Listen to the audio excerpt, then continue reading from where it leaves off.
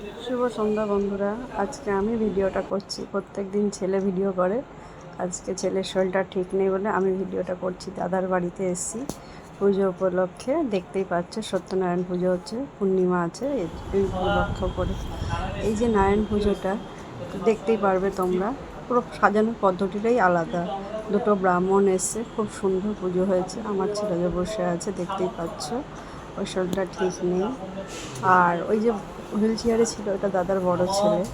আর ছোট ছেলের এসছে বোম্বে থেকে, সেই উপলক্ষ করেই মেনলি।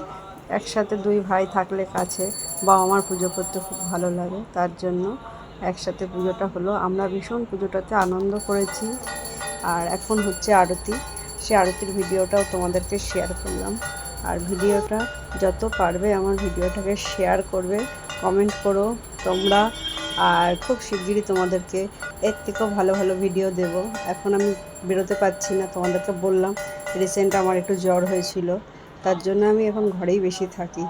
এখন দাদার বাড়িতে পুজো তো যেতেই হবে, কিছু তো করার নেই। সেজন্য লাস্টে এই যে হোম হচ্ছে, দেখতেই পাচ্ছ যোগের তাপটা অনেক উঁচুতেই উঠেছিল।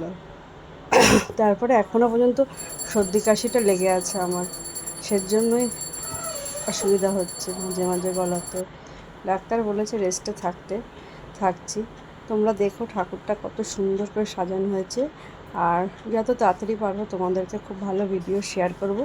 আজকের জন্য এইটুকু, নেক্সট ভিডিওতে দেখাবে। টাটা।